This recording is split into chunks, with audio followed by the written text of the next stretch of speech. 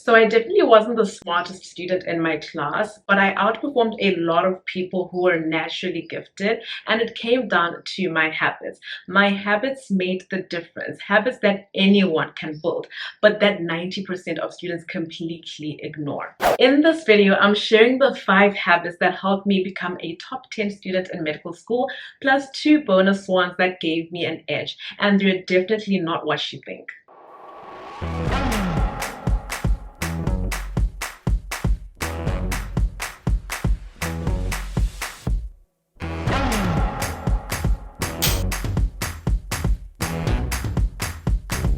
Hi everyone, I'm Dr. Natalie Caitlin. During med school, I won 7 scholarships, was a top 10 student in a university of over 40,000 people, and I graduated top of my class. This is not a humble brag or anything, but I want you to get the picture because I was not the most intelligent person in my class.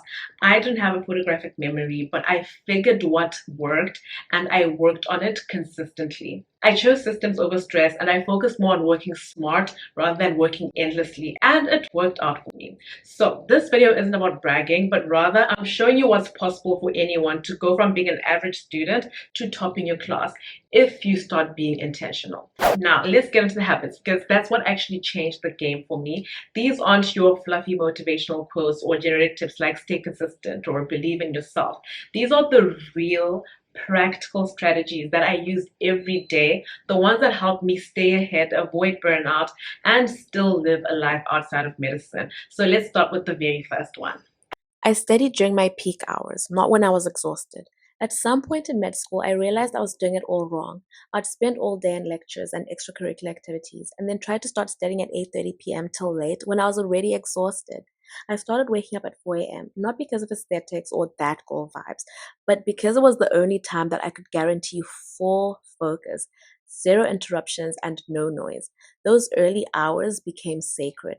I wasn't multitasking, I wasn't fighting distractions, just me, my books, and 100% clarity. And honestly, that routine gave me a daily advantage that most people didn't even realize they were missing. One thing that really set me apart and fast, I didn't stockpile assignments. I started working on them immediately. The same day I got one, I would start it, even if it wasn't due for weeks. Why? Because unfinished tasks are mental clutter. You have this thing hanging over your head that you know you need to do, and the longer I let them sit, the more they drained my focus. So instead of spending the period before exams not trying to finish assignments and as well as revise, I made sure that stuff was out of the way early. It wasn't about perfection, it was about freedom. Freedom to focus on the things that actually mattered long term, like understanding the material and actually being able to prep for exams.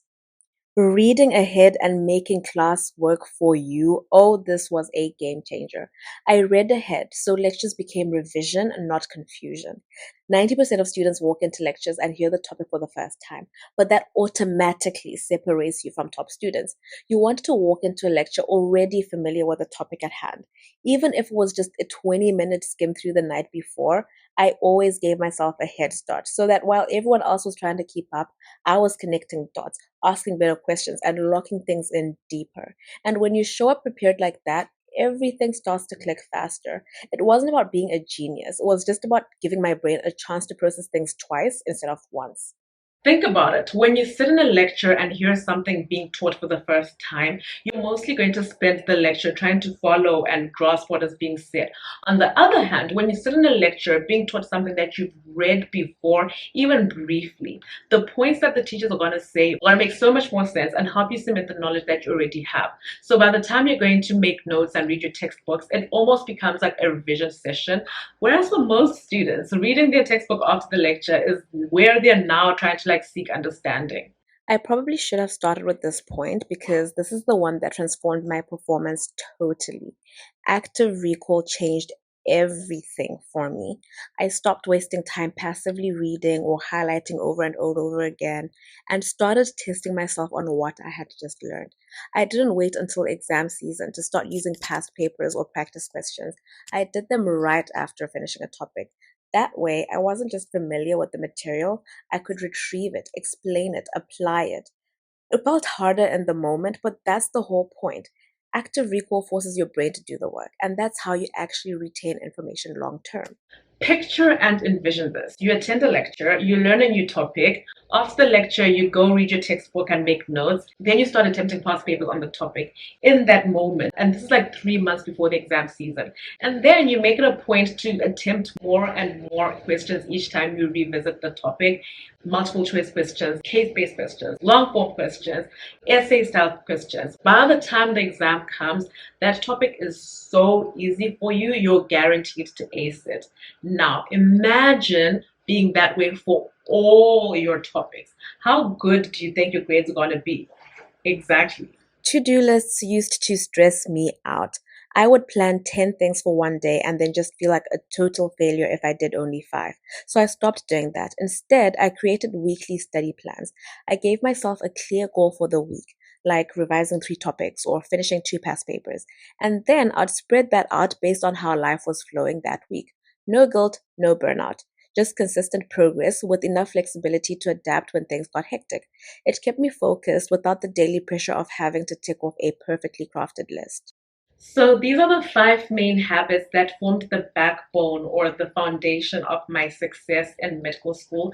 But there are a few other things I did that made a huge difference too, not just academically, but mentally and emotionally. So before we wrap up, here are 2 bonus habits that helped me to stay sharp, focused, and consistent, even when things got intense.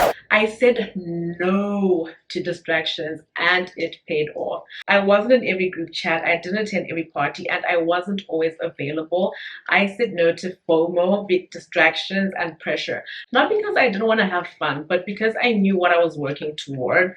I used to spend my free time participating in events and cultural activities, as well as extracurriculars that were tailored to the goals that I had for myself.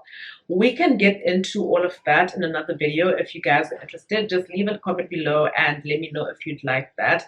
But this essentially gave me the space, the peace, and the clarity to stay locked in while others were still trying to find their rhythm. And finally, I took care of my body so that my brain could actually work. No one talks about this enough, but it matters. I took care of my body on purpose. I did drink a lot of coffee during med school, but I slept. I drank water. I moved my body. I prepped my meals and not just junk food between lectures because I learned that you can't perform at a high level consistently if your body is barely running, barely functioning.